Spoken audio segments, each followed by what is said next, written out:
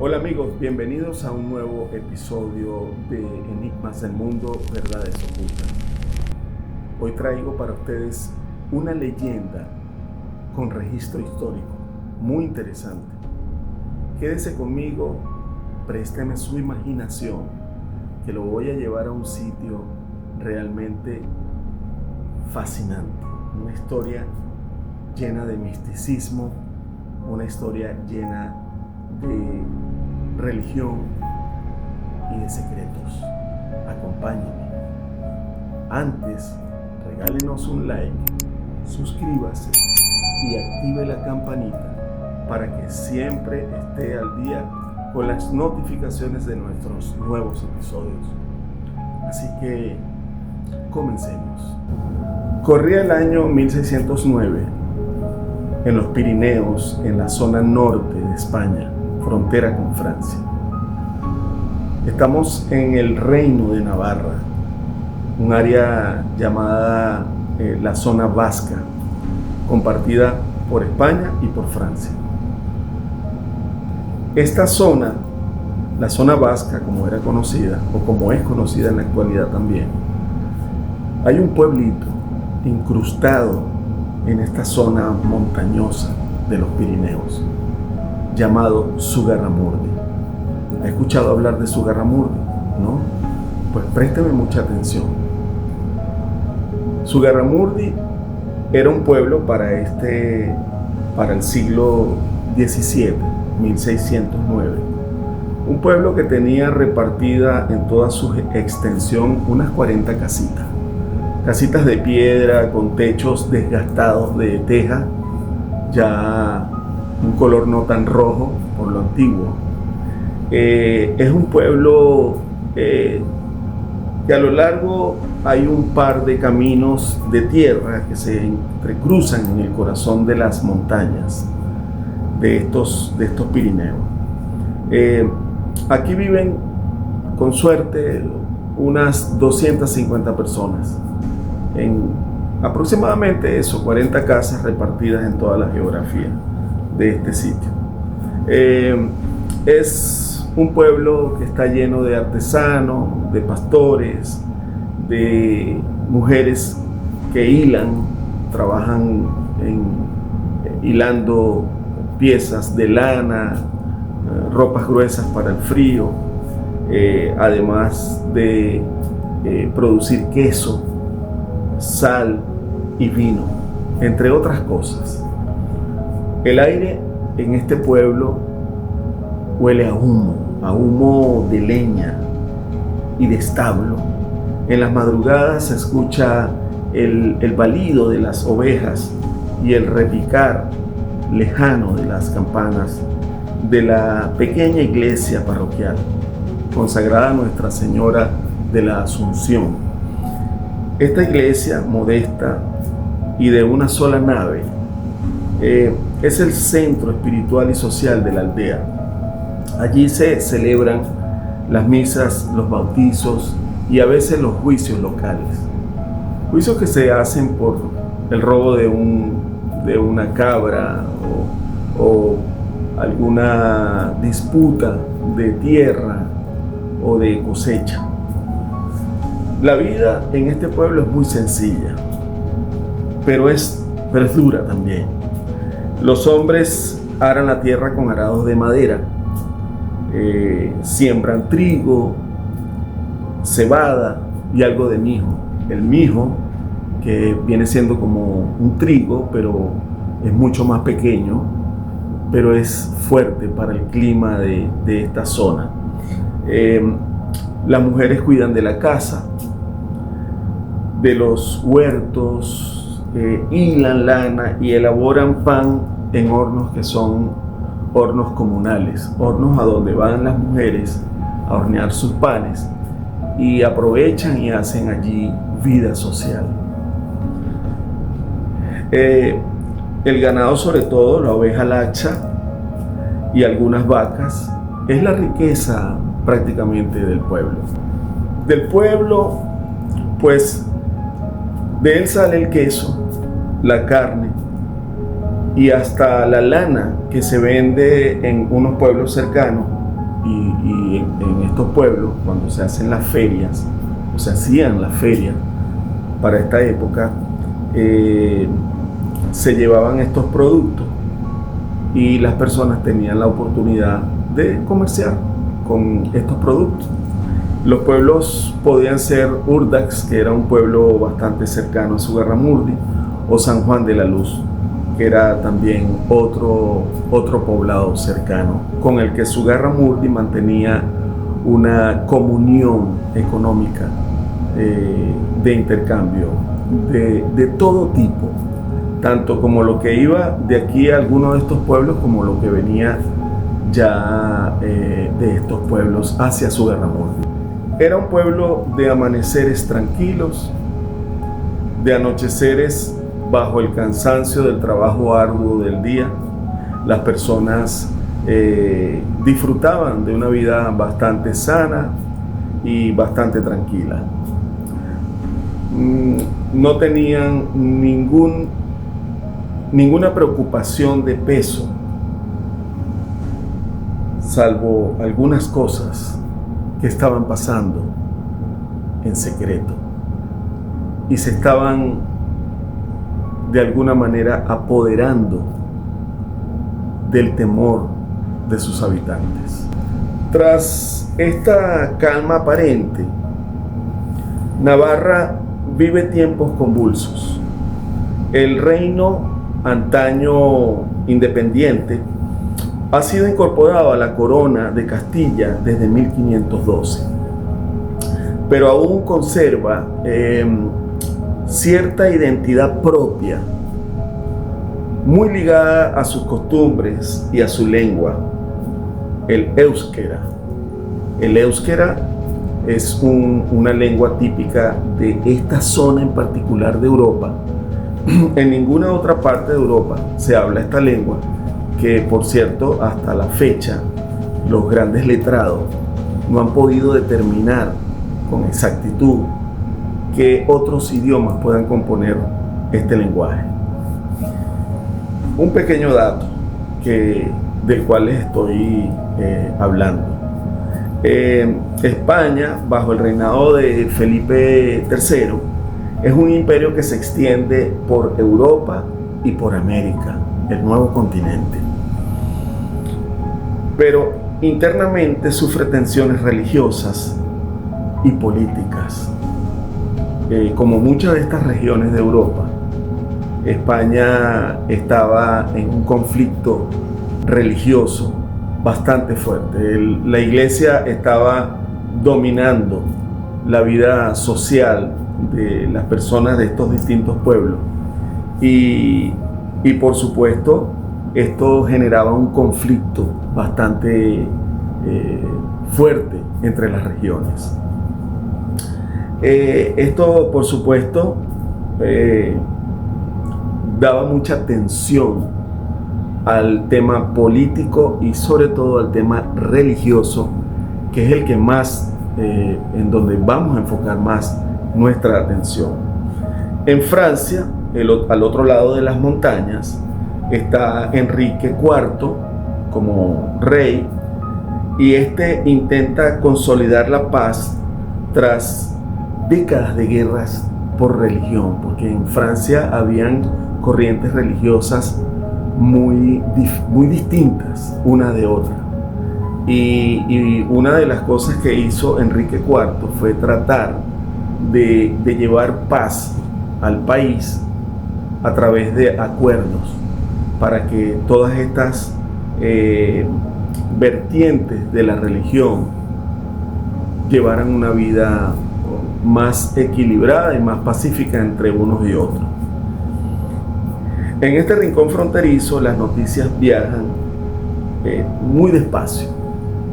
Las noticias con respecto a las cosas que pasaban en España y a las cosas que pasaban en Francia, por supuesto en las ciudades más grandes, esa convulsión, todas esas guerras y esos conflictos, inclusive internos dentro de las propias ciudades, viajaban con mucha lentitud porque, por supuesto, la tecnología de la época, lo más rápido que existía era un caballo o una persona a pie llevando una información a alguien importante en alguna aldea o en algún poblado de estos. El eco de los conflictos recorre las calles con mucha calma, pero hay un brazo extensivo de la iglesia que se encarga de traer estas informaciones con mayor rapidez hasta donde estaban ellos concentrados, para entonces desplegar de alguna manera comisiones que fueran a los pueblos en donde habían quejas por un tema de brujería, un tema que para la época era sumamente delicado, y tan delicado era que una persona que fuera acusada de brujería en el año 1609-1610 era una persona que era condenada a la hoguera, a ser ejecutado en la hoguera. Entonces, estamos ante un hecho que ha ocurrido en una época bastante lejana de nuestro tiempo, pero que tiene registros históricos, tiene registros que dejan constancia de que aquí pasó lo que pasó. Esta gente de la Inquisición, que trabajaba muy rápido, mucho más rápido de lo que viajaban las historias, las leyendas, las acusaciones, esta gente traía a su mesa las informaciones a través de individuos que se encargaban de ir por estos pueblos recogiendo datos de situaciones que estuviesen pasando fuera de lo normal, situaciones que representaran actividades paganas para la época. La superstición era la bandera de los pobladores. Eran personas muy supersticiosas. Recordemos que era una época en donde no había un nivel de cultura o de educación que permitiera a la población en general tener una base científica sobre ciertos y determinados hechos. De hecho, la ciencia podía ser considerada un acto profano y alejado de lo que era la cultura religiosa, la devoción a Dios. Estos inquisidores eran personas sumamente meticulosas y agresivas al momento de atender o atacar una situación en alguno de estos poblados. La persecución, los mecanismos utilizados para extraer información de las personas era a través de torturas realmente dantescas. Eran torturas que llevaban al cuerpo humano al límite. Algunas personas tristemente no lo resistían y morían en plena ejecución de torturas y de interrogatorios. Cuando la Inquisición se ocupaba de un tema, señores, allí estaba pasando algo y alguien iba a pagar. Permítame que le hable un poco de la geografía de esta zona y cómo esta geografía influía mucho en la capacidad que tenían los pobladores para imaginar, inventar historias y de alguna manera muy deshonesta vivir protegidos de que la Inquisición no llegara a ellos. Pero la forma que utilizaban para evadir cualquier tortura, cualquier acusación, era acusando a otro. Zugarramurdi, como toda el área de Navarra, eran montañas de formación caliza, por lo cual hacía que la tierra fuese muy bondadosa. Tenía una flora muy exuberante, La planta más común en esta área era el roble y las hayas, una especie autóctona de la región, bastante frondosa.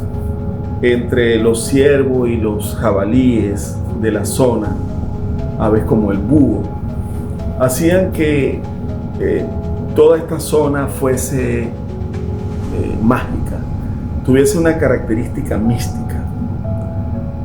La formación caliza del sedimento en esta área contribuyó a la formación de cuevas de textura lisa, bóvedas amplias que permitían el ingreso de muchos individuos dentro de una sola cueva, entre las cuales el viento y el polvo se adueñaban de estos sitios, haciéndolos lucir lúgubres, místicos, fantásticos y tenebrosos. Aquí en estas formaciones había una cueva que se hizo muy famosa posterior a la investigación que hizo la Inquisición.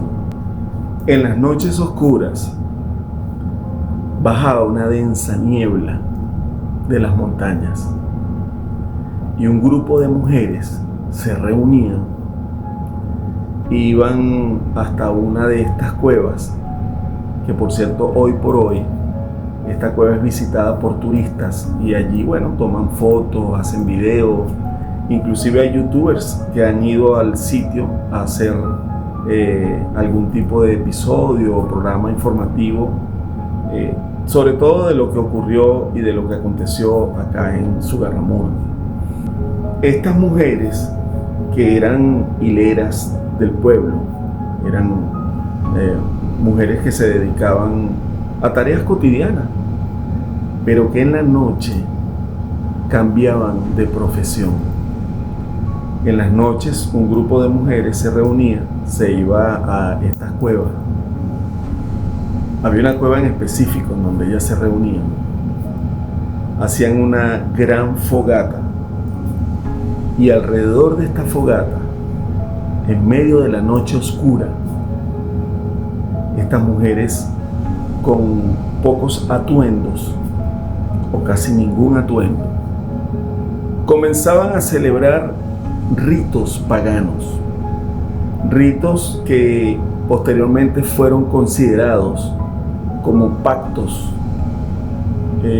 rituales para conectar con el diablo.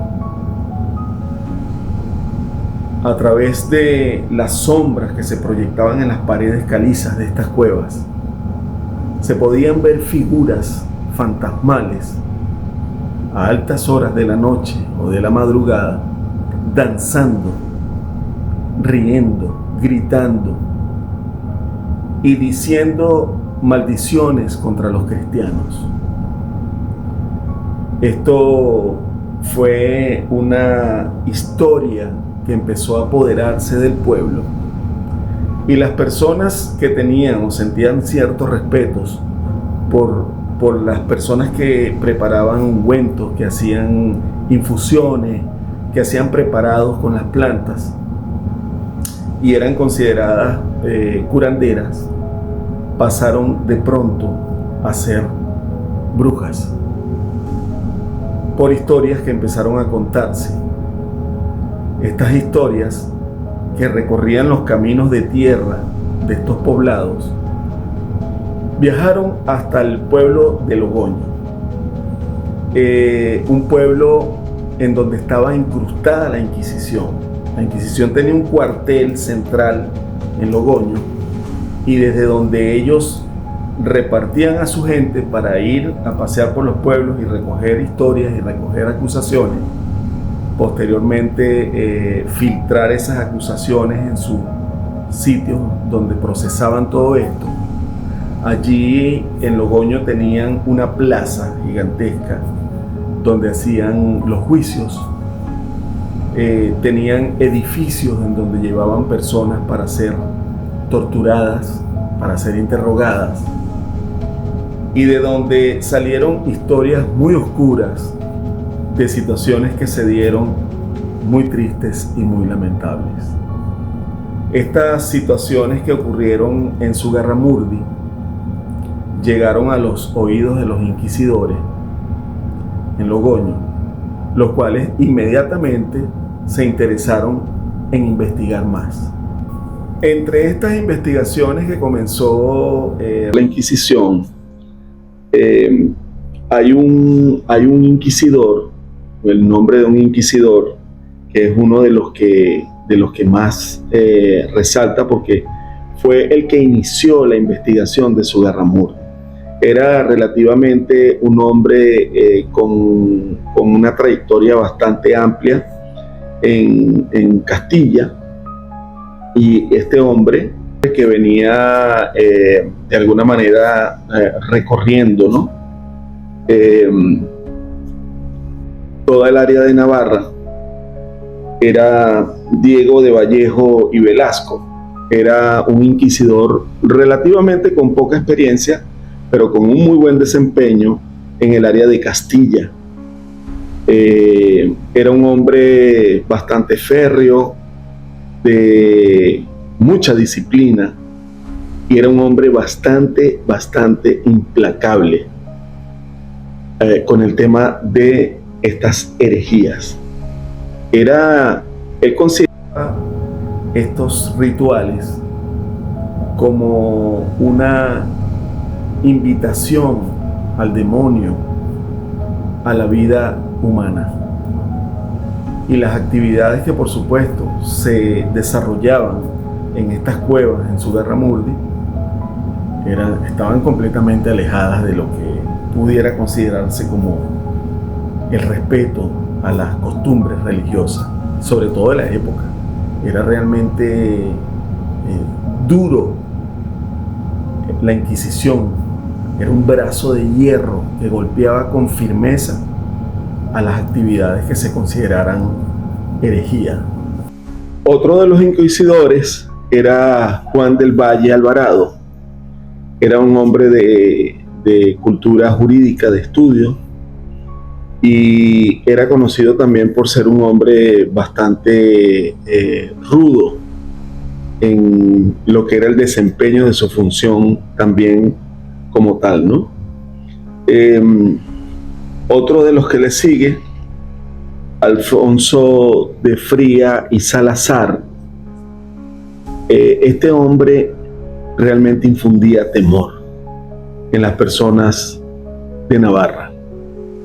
Infundía temor porque era un hombre de principios, era un hombre temido, porque era un hombre con mucha preparación, era un hombre muy minucioso y de una actitud bastante severa ante casos que de los cuales se pudiera comprobar la veracidad de los hechos de brujería y de hechos profanos.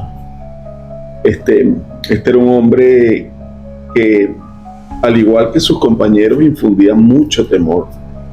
Los inquisidores por lo general infundían temor porque el inquisidor representaba un hombre que traía una decisión que podía ser fatal para su vida en caso de que una acusación de brujería procediera de manera positiva.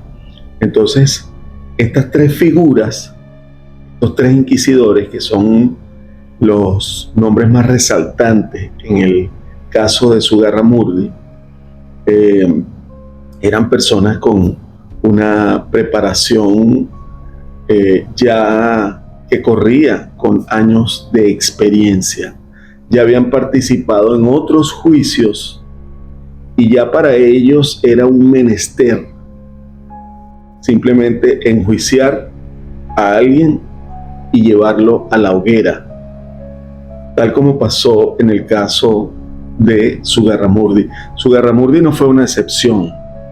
Zugarramurdi, el tema con Zugarramurdi es que Zugarramurdi viene a ser uno de los casos de acusaciones de brujería más grande en la historia de España. De hecho, en cuanto a acusaciones de la Inquisición por temas de brujería, en España está el antes y el después de Zugarramurdi. Aproximadamente unas 300 personas fueron acusadas. Ya les voy a contar cómo pasó.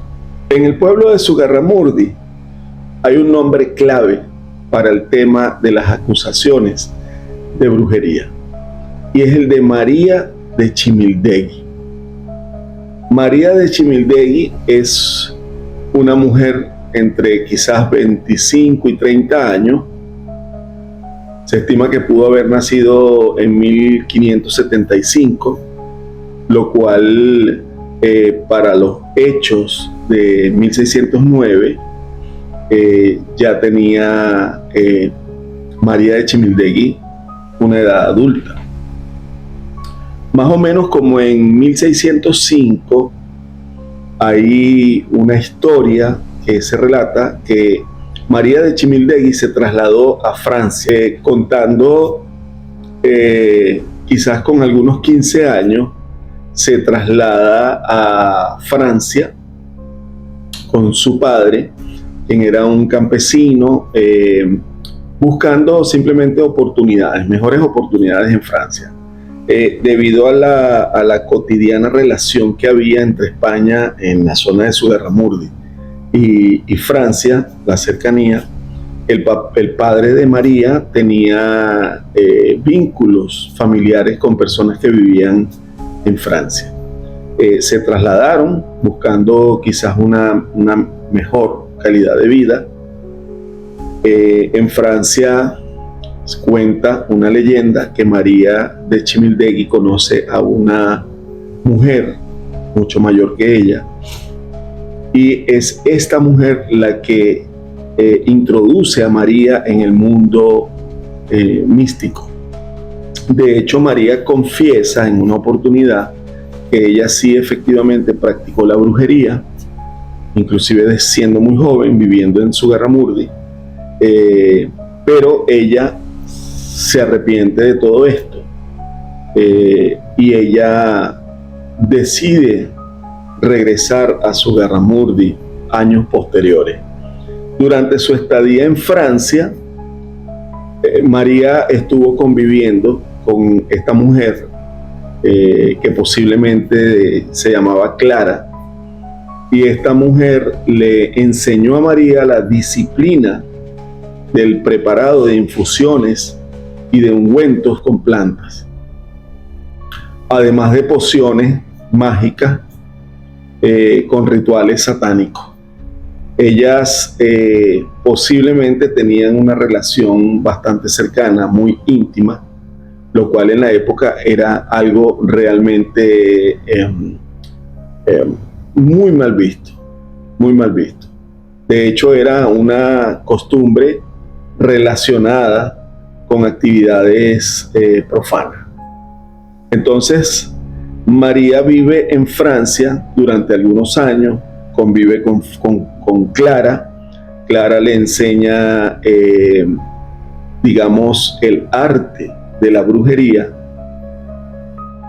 y posteriormente María regresa a Zugarramurdi. Es considerada la muchacha nueva del pueblo. No era nueva, se fue muy pequeña, pero claro, ya en una edad adulta María llega como una persona nueva al pueblo. Estando en el pueblo, María comienza a hablar con distintas personas acerca de sus actividades de brujería, y ella menciona que ella está arrepentida de haber participado en estos aquelarres, como le llamaban. De hecho, este es un nombre, una pronunciación que nace y se escucha por primera vez acá en Zugarramurdi, con el caso de Zugarramurdi. De hecho, se le conoce como el aquelarre de Zugarramurdi, las reuniones de brujas de Zugarramurdi.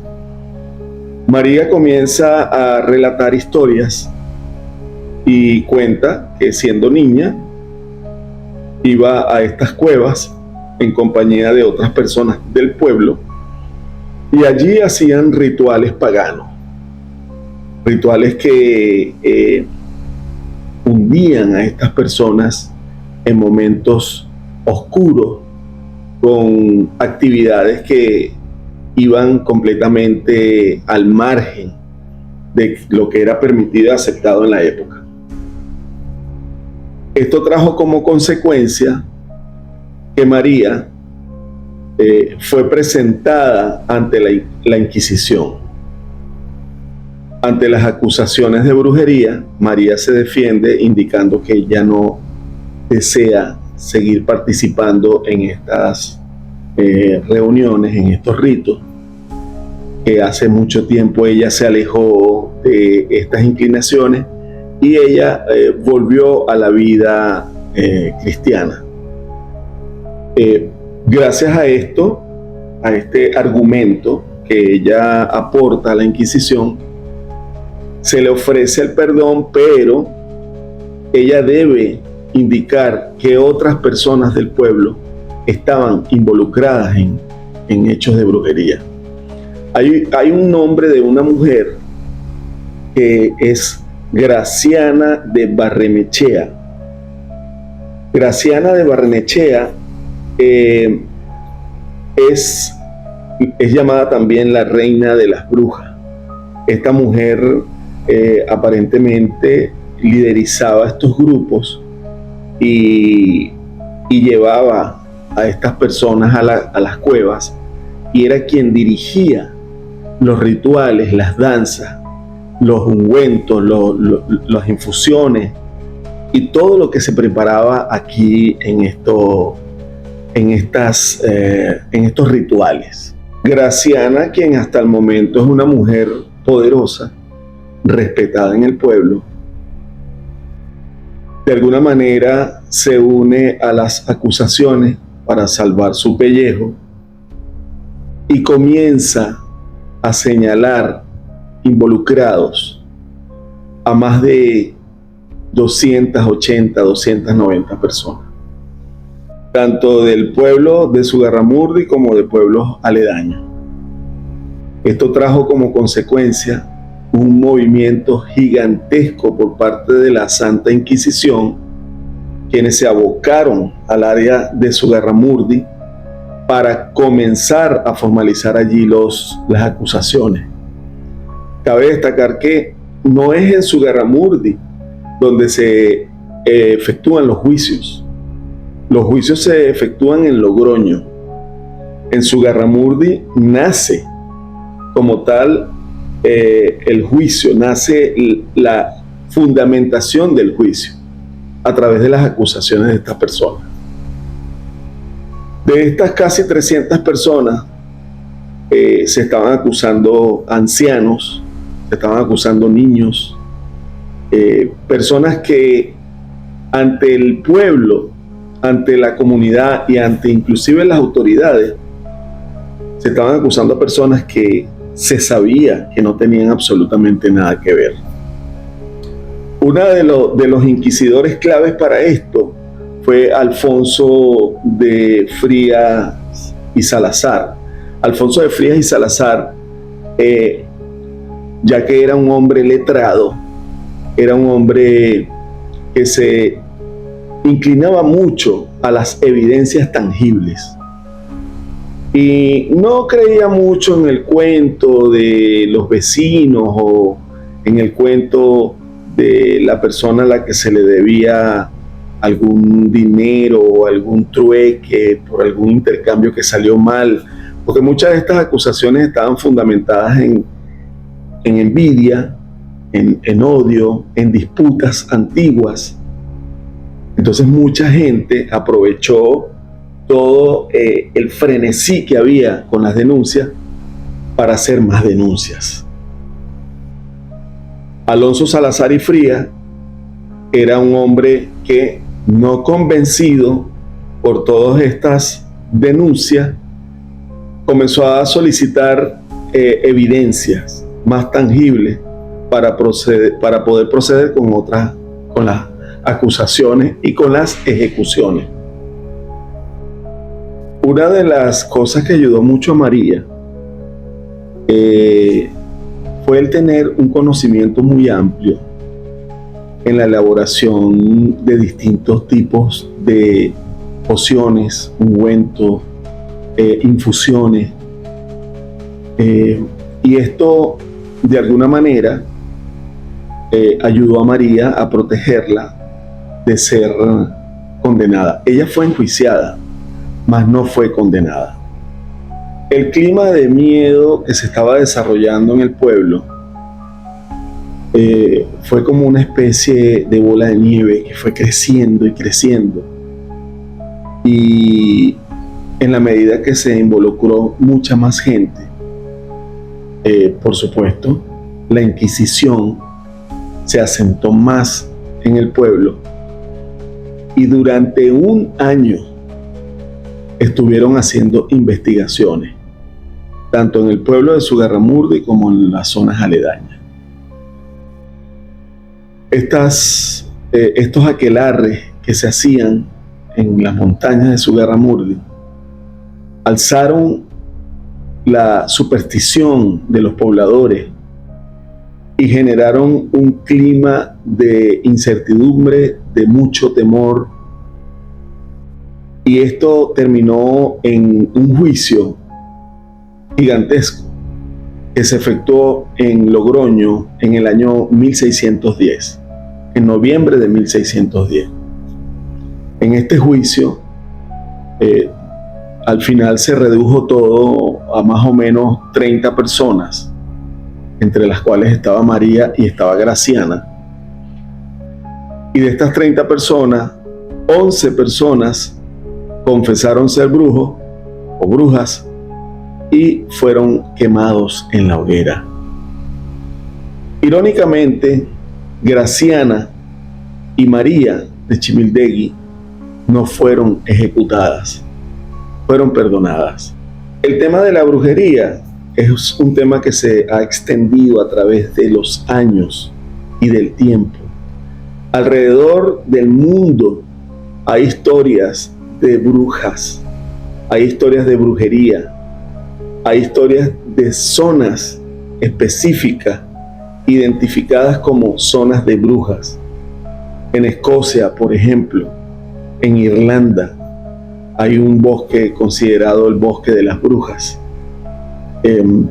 Alrededor del mundo, durante muchos años, estas han sido historias que se han apoderado de los rincones y de las calles en diferentes pueblos alrededor de todo el mundo, en todos los idiomas. ¿Y usted qué cree? ¿Existen las brujas?